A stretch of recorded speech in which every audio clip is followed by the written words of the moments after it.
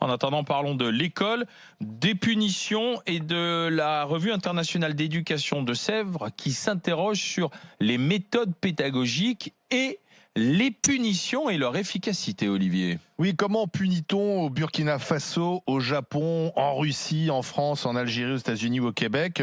La Revue internationale a mené une enquête. Alors c'est sûr, dans des systèmes scolaires et dans des cultures différentes, on n'a pas les mêmes recettes. Il y a encore dans certains pays où on pratique le bâton, on donne des coups de bâton. Je me souviens qu'en France, moi je n'ai pas connu, mais peut-être nos parents, nos grands-parents, on connaissait les coups de règle sur les doigts. Bon, ça a disparu. Aujourd'hui, je pense que si l'un s'y donne un coup de règle, il finit en prison. On est plus sur l'éducation positive, mais le point commun dans tous ces pays, c'est que les punitions sont de plus en plus contestées par les parents. Avant, le parent soutenait le prof dans la punition. Aujourd'hui, le parent va voir le prof et conteste et dit mais pourquoi c'est mon gamin qui a été puni? D'ailleurs, les parents sont assez souvent contradictoires. Ils sont assez d'accord pour les punitions, mais faut punir les autres, jamais son propre enfant. Alors, on a autour de la table une enseignante. Est-ce qu'elle punit encore, Barbara Lefebvre? 32-16 RMC.fr pour parler punition avec les GG. Mon neveu que je punis. Non, mais il y a pas surpris. Quel type de punition? Non, mais la punition. Alors déjà, effectivement, c'est interdit par les textes, mais comme les devoirs. Ah, c'est interdit par les textes en France? Oui, mais les devoirs aussi. En primaire, on n'a pas le droit de donner des devoirs, donc on n'a pas le droit non plus de punir. Mais il y a punition et punition. Une punition. Si c'est ce qu'on appelle, et je dirais, ça vaut aussi pour les familles, me semble-t-il, parce que encore une fois, je répète, moi je n'aime pas ce terme d'éducation nationale. Moi j'aimais mieux instruction publique, parce que le rôle d'un enseignant n'est pas d'éduquer, le rôle d'un enseignant est d'instruire. L'éducation, c'est les parents. Donc déjà, mais effectivement, une punition, si c'est une butée éducative, c'est-à-dire si elle a un sens éducatif, bien sûr qu'elle est nécessaire, une punition. En revanche, si la punition, c'est une sanction injuste, qui a une vertu, qui est une vertu de brutalité et d'humiliation de l'élève ou de l'enfant, je n'en vois absolument pas l'utilité. Mais donc, bien entendu, la punition, si elle a un sens éducatif, c'est-à-dire si elle vient mettre une butée éducative, on fait comprendre ici à l'élève, mais ça vaut aussi pour l'enfant dans le cas de sa famille, on lui fait comprendre que là, il n'a pas respecté la règle, qui est la règle non pas pour le discriminer, le punir, le machin, mais qui est la règle commune, et qu'il doit comprendre qu'il y a une loi qui dépasse son intérêt particulier, qui est une loi d'ordre général, que ce soit l'ordre de la famille, ou l'ordre de la classe, ou l'ordre de l'école. Il y a une règle, qui est la règle commune, il doit la respecter. Il ne la respecte pas, il doit être sanctionné. Mais à proportion, bien évidemment, de ce qu'il a fait. Donc, bien entendu, que je sanctionne moi mes élèves, ils savaient très bien que tu dois apprendre ta leçon, par exemple, d'histoire. Mais évidemment, comme vous le savez, on n'a pas le droit de mettre des zéros non plus. Donc, moi, ce que je mettais des croix. Et je disais, mais sauf que, au bout de 3 croix, 0.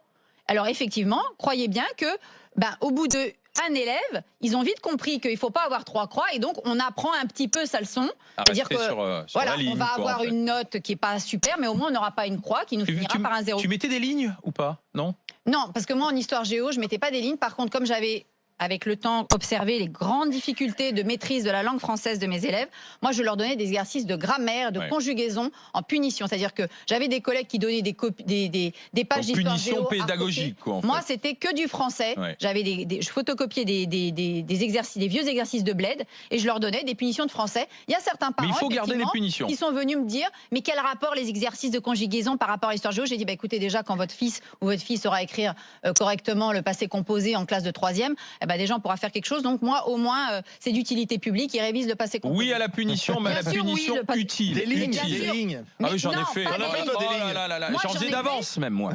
Mais on en a tous fait des lignes. On en a tous fait des lignes. Et la question, c'est, on n'en est pas mort. Maintenant, effectivement, il faut essayer d'avoir un peu d'intelligence. Voilà, il faut avoir de l'intelligence. Jean-Marc, lui, il n'a jamais été puni parce qu'il est médecin, donc il a fait des bon élève. Non, bien sûr. Il a été puni. Si, j'ai été puni. C'est d'horribles cancres. Plus souvent qu'à mon tour. C'est des cancres. Mais moi, la question que je me pose, c'est où ça s'arrête, quoi? Quand est-ce qu'on s'arrête? Parce que moi, ce que je me méfie toujours, c'est cette politique de l'enfant roi, quoi.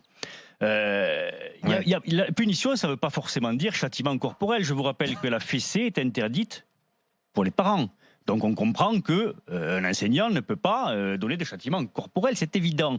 Mais est-ce que la note en elle-même n'est pas une punition? Et si, quand on dit on interdit la punition, est-ce qu'on ne va pas finir par interdire les notes? C'est déjà fait. La notation. C'est déjà fait. Jérôme, mais à ce moment-là, si tu veux, il y a plus aucune limite, quoi. Parce que mais tu disais, toi, tu mettais des croix à la place ou des choses comme ça. Non, mais ça, c'était après, tu mets même plus de croix, tu nivelles tout le monde. Non, mais mes croix, moi, j'ai connu une époque où effectivement, et la tienne aussi, où les profs étaient certainement plus sévères. Moi, j'avais un beau-père qui était prof d'anglais. Il commençait par balancer la craie. Si l'élève n'étudiait pas, il balançait le tampon. Et si l'élève ne l'écoutait pas, il balançait le cahier de liaison. Tu sais qu'il pesait 1 kilo là, dans la tronche. Boum. Alors évidemment, c'était pas à faire. Mais si tu veux, d'abord, c'était des profs qui étaient respectés. Et je te jure que la plupart du temps, c'était des profs qui étaient aimés. Pourquoi ? Parce qu'ils avaient, sauf celui qui a reçu le tampon. Ils avaient un sens pédagogique qui accompagnait cela. C'est vrai que tu pouvais avoir des abus. Mais la plupart du temps, moi, je me souviens d'un prof qui était extrêmement craint au bahut où j'étais à Fronton, qui te retournait le bureau quand il faisait une connerie, mais qui, à côté de ça, on l'adulait, quoi. Il avait une vraie personnalité, il était marrant, il enseignait bien, et on acceptait la punition parce qu'on savait que quand on l'avait, on avait fait une connerie. Anas Kazib, est-ce que tu acceptes que tes enfants soient punis à l'école ? S'ils font des cagades, s'ils doivent être punis, ils sont punis. Mais après, je ne sais pas si c'est un système qui sert à grand chose. Moi, j'ai été puni dans ma vie scolaire. Ça alors, refus d'autorité ou ça donne. Non, moi j'ai été plutôt un élève tranquille, mais après c'est des punitions par rapport à des histoires d'exercice, des choses comme ça. Mais après, en réalité, que lorsqu'on regarde, c'est que même ce qu'on disait, c'est vrai que moi je remarque également qu'il y a de plus en plus de parents en fait qui vont parfois même à l'affrontement avec les enseignants. Je pense que le problème il est pas l'enseignant en lui-même. Le problème c'est le système, pas les parents. C'est que j'ai l'impression que le parent en fait, lorsqu'on punit ou qu'on gronde son enfant, c'est comme si on remettait en question l'éducation en fait des parents. C'est-à-dire que j'ai failli moi en tant que père ou mère sur quelque chose et j'ai l'impression qu'on est en train de me rejeter à la gueule en fait des défaillances. Et le problème c'est qu'il y a des personnes où socialement, enfin faut pas se mentir, entre un enfant d'une école primaire du 16e arrondissement et un enfant d'une école socialement où il y a des difficultés, moi je t'assure qu'il y a beaucoup de choses et c'est pas à l'enseignant, à mon sens, ce n'est pas à l'enseignant de pouvoir régler les problématiques en fait où t'as un enfant dans sa famille, les parents n'ont pas fait d'études, n'ont pas, enfin tu vois ce que je veux dire, c'est-à-dire que tu te débrouilles et t'as un système scolaire. Moi j'ai réussi à avoir jusqu'au BTS et je suis nul en français, j'ai toujours été nul. Tu sais, moi le bac j'ai eu 7 en français, mon BTS je crois j'ai eu 8 en français et j'ai réussi à avoir un BTS, c'est-à-dire que dans ce pays pour éviter en fait de pouvoir aider les enfants en difficulté, les aider sur certaines matières, et ben au final soit on te punit, soit on va te mettre une voie de garage. Toi t'es pas bon en français, Anas, alors va en BEP. Je suis désolée, tu as une vision un peu caricaturale des enseignants parce que justement, moi j'ai beaucoup enseigné en zone d'éducation prioritaire et crois-moi qu'au contraire, on accompagne ces enfants-là et on comprend bien les difficultés qui sont les leurs.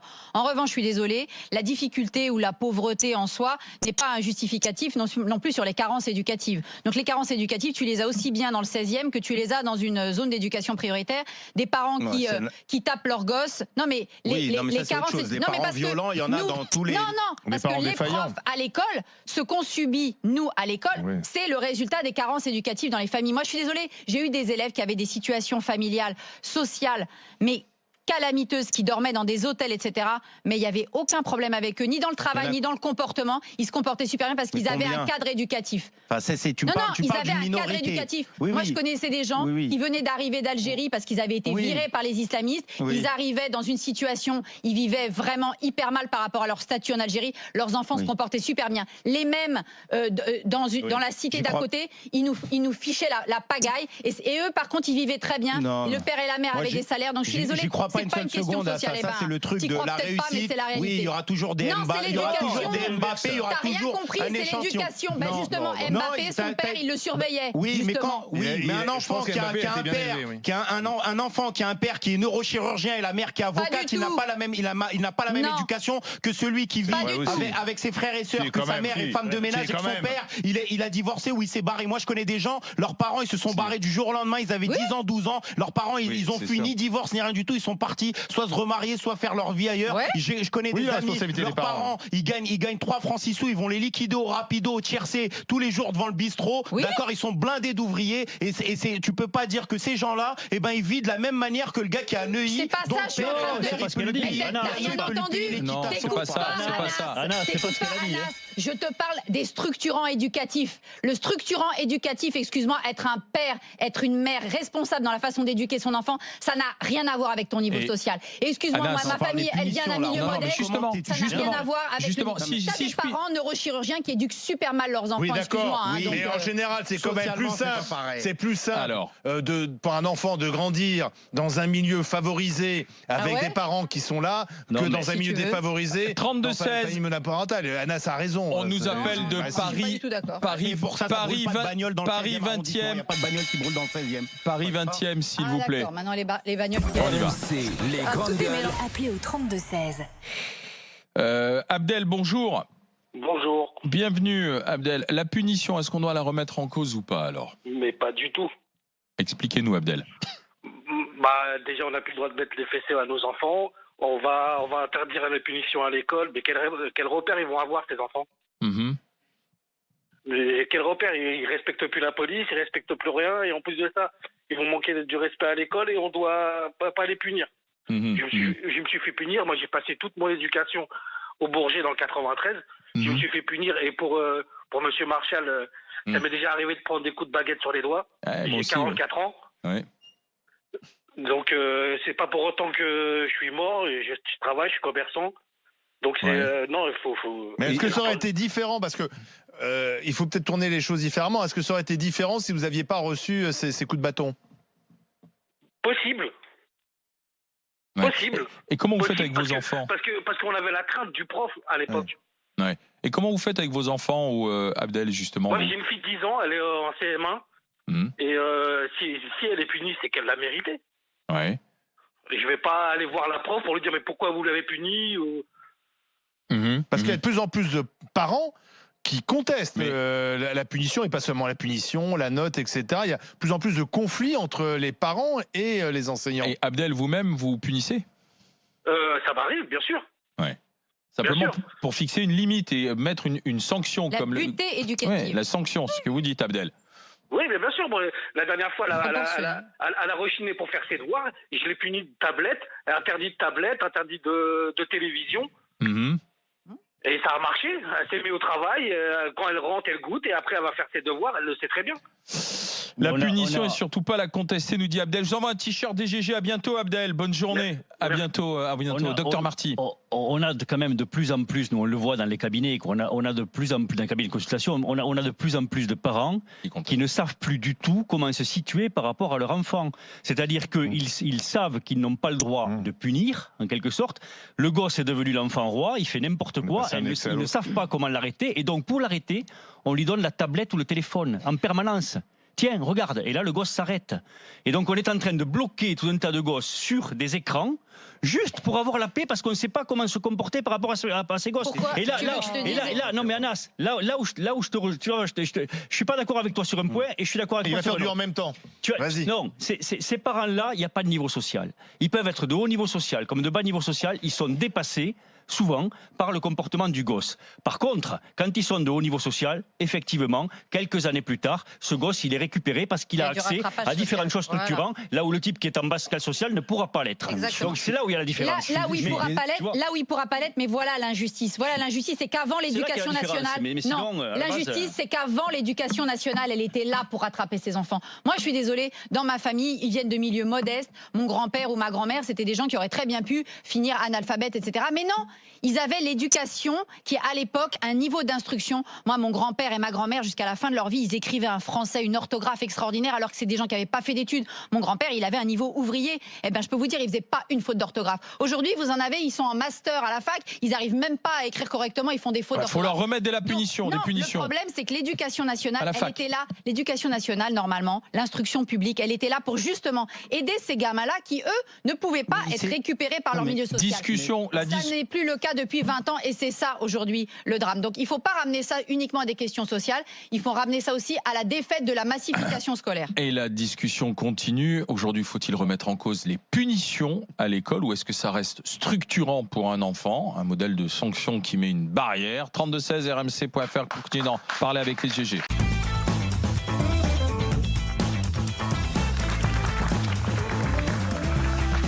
Les GG, les grandes gueules sur RMC et RMC Story. Les GG avec aujourd'hui Anas Kazib, cheminot, Barbara Lefebvre, enseignante. Nous sommes avec Jérôme Marty, médecin généraliste. On parle de cette enquête sur les punitions.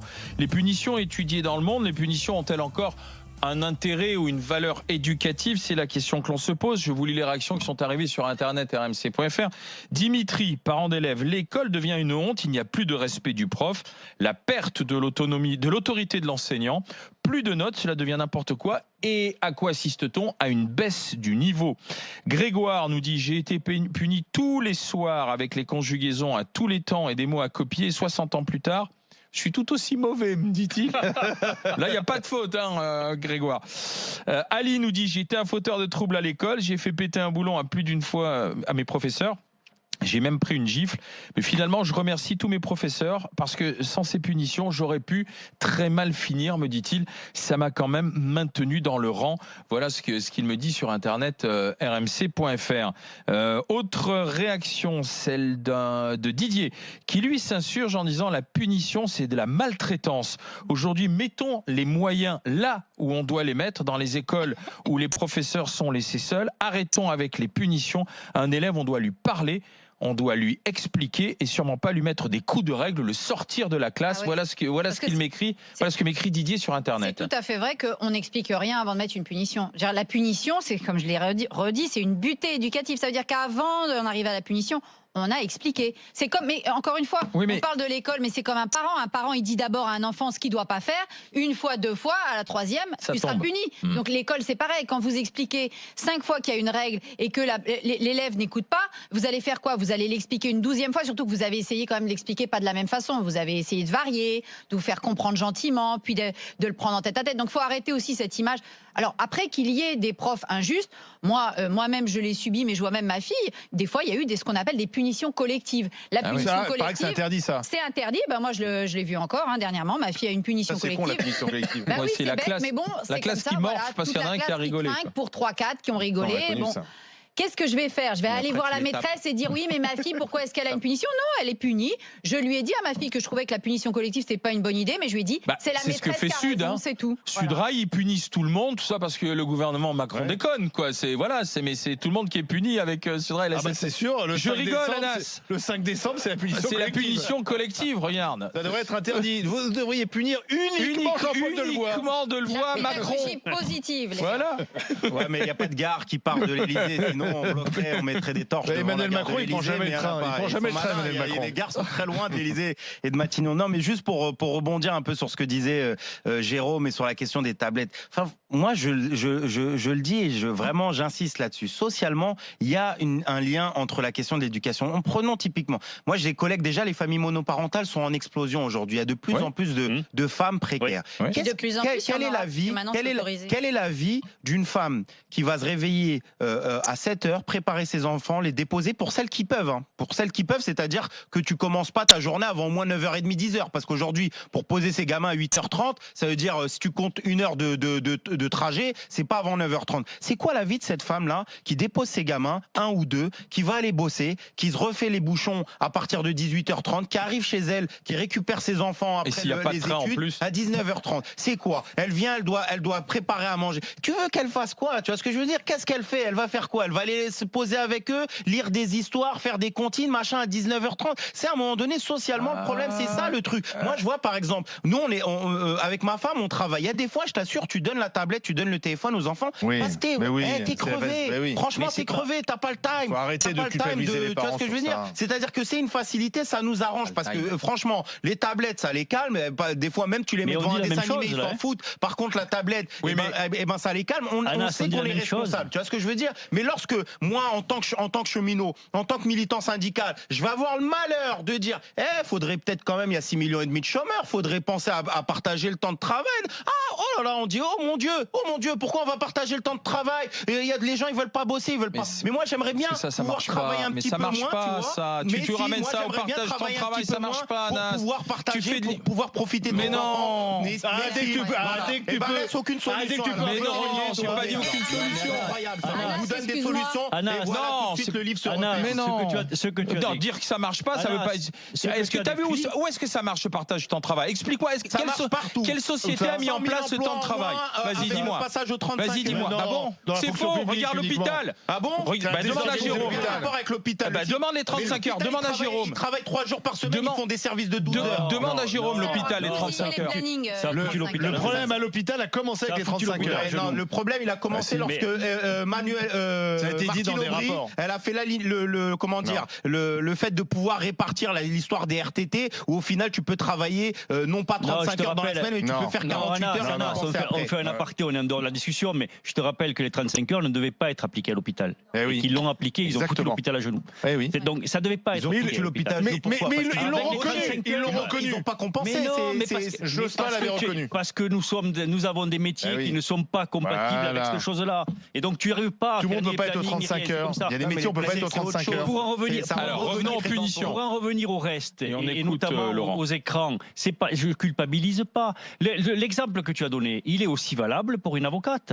L'avocate, elle prend sa magnole le matin, elle laisse sa gosse, elle fait les bouchons, elle reprend les bouchons le soir, elle récupère sa gosse et elle veut avoir la paix aussi avec sa gosse parce qu'elle est crevée de son boulot. C'est pas un problème de classe sociale. C'est un problème. Souvent dans les familles monoparentales, comme tu les as décrits effectivement, la femme fait tout. Quand elle arrive le soir, elle doit en plus s'occuper de son gosse, et tu en as certaines qui sont dépassées par on n'est pas obligé de alors, sortir le portable, on peut sortir un bouquin aussi surtout. Alors, il y a Joël, c'est quoi un livre? C'est un truc avec du papier. Attention. Vous laissez les enfants jouer avec autre chose qu'une tablette. Il y a Joël Dagosseri qui nous écoute là en ce moment. Un peu en interaction. Notre GG qui nous dit mais c'est de moi dont cette femme dont parle Anas. Oui, je suis fatigué à 19h, mais il n'y a pas de tablette. Si ma fille veut être tranquille, elle prend une BD, stop. Elle, c'est ma fille, dit-elle. J'ai une autre réaction sur internet, rmc.fr, Cécile qui m'écrit: quand on fait des enfants, on les assume. Celui qui ne sait pas ce que ça va impliquer que d'avoir des enfants et de s'en occuper toute sa vie est un idiot. À ce moment-là, s'il ne pense pas avoir assez de temps à cause du travail ou autre chose aussi, on ne fait pas d'enfants. Mais on ne travaille pas. Mais ces gens-là sont vraiment des idiots. Si lui, il pense que les gens qui donnent des tablettes à leurs enfants, ce sont des idiots, et ben lui, d'avoir un raisonnement comme ça, tu fais pas d'enfants. Mais qu'est-ce qu'il raconte? Laurent est avec nous. Il nous appelle de Gironde. Donnez votre avis au 32-16. Les grandes gueules. Laurent, bonjour. Bonjour. Bonjour, bienvenue. Est-ce qu'on doit continuer de garder les punitions? Est-ce que c'est structurant dans l'instruction, dans l'éducation alors? Moi, je pense qu'il faudrait quand même les garder ou au moins les équilibrer.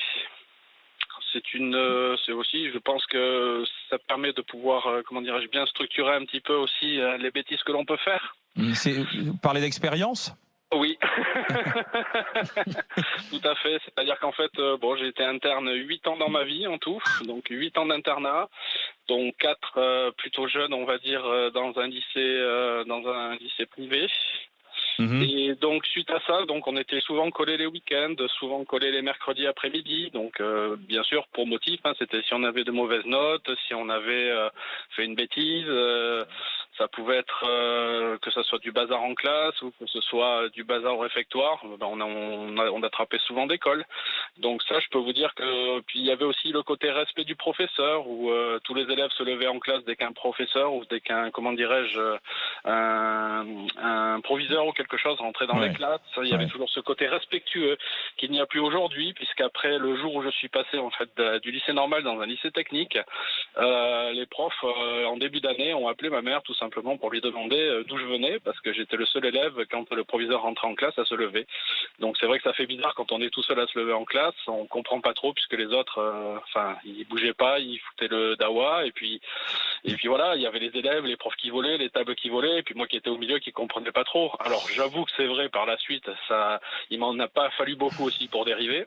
Mais je garde quand même espoir en disant que, je reprends ce que disait l'auditeur tout à l'heure. Si j'avais pas eu ça aussi pour me cadrer, je ne sais pas ce que je serais devenu non plus. Et comment vous faites avec vos enfants alors du coup aujourd'hui si vous en avez... je n'en ai pas. Voilà, je n'ai pas d'enfants pour le moment. On ne sait jamais, on verra bien, mais. Je garde quand même cette idée en tête où même si on fait des bêtises ou quoi que ce soit, il faut quelqu'un pour nous remettre un petit peu dans le droit chemin. Voilà. Ok. Laurent, merci d'avoir été avec nous. Bonne journée. À bientôt sur MC. Juste une chose. Vous êtes. Qu'est-ce que vous faites comme métier? Je suis chauffeur poids lourd et voilà, chauffeur poids lourd. D'accord. Et au niveau de, juste la petite parenthèse, au niveau de l'essence, ce qui va se passer dans les jours à venir, vous allez faire comment Barbara a déjà tout pris. Laurent. Je vais faire comment? Tout simplement, je vais faire le plein comme tout le monde, mais j'ai déjà fait le plein. Il y a déjà j'ai la chance d'avoir 2 véhicules et d'être célibataire, donc en fait les pleins étaient faits depuis longtemps, donc j'attends de vider la première voiture pour passer à la deuxième. D'accord. Okay. Vous recherchez quelqu'un là bon. Ça fait 2 fois que vous venez de dire que vous êtes célibataire. Oui, il y a un petit message. Hein.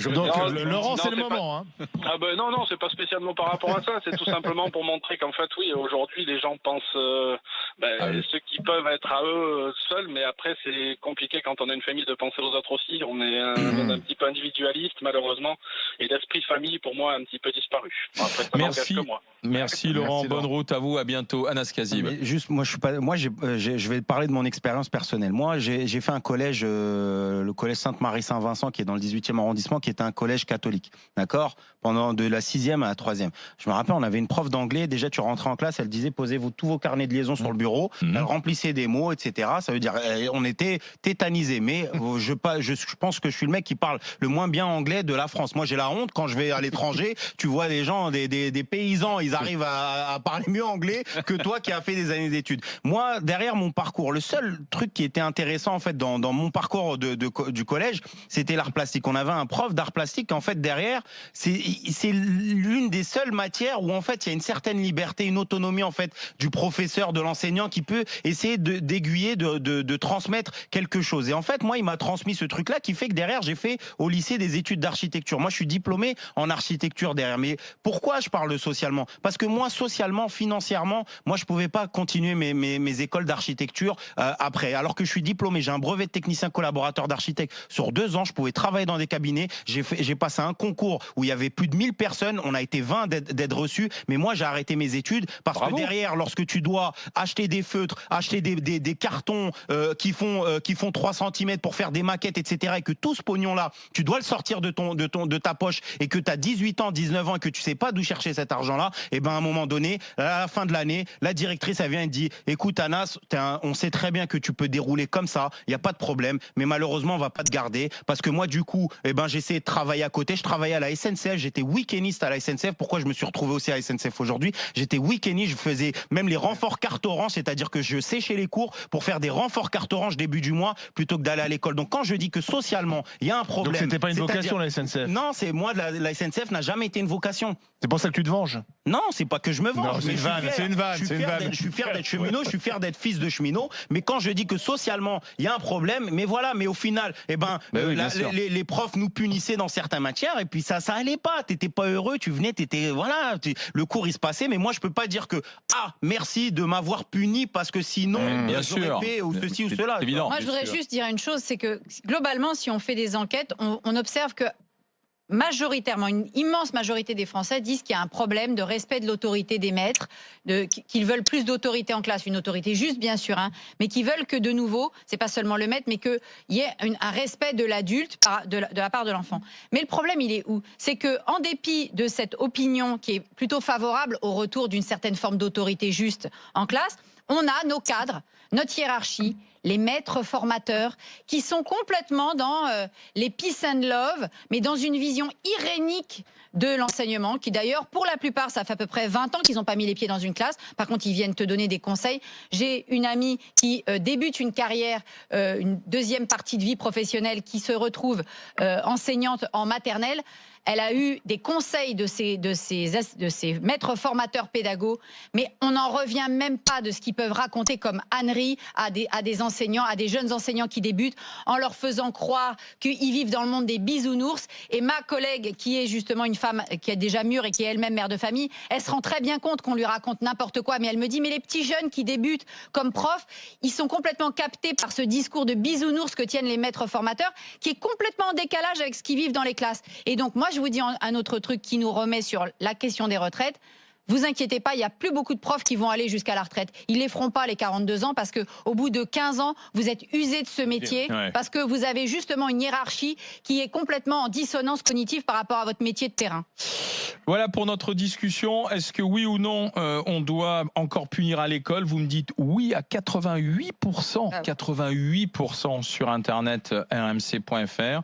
Et si on regarde la consultation du côté de Twitter, on est à 91% sur Twitter.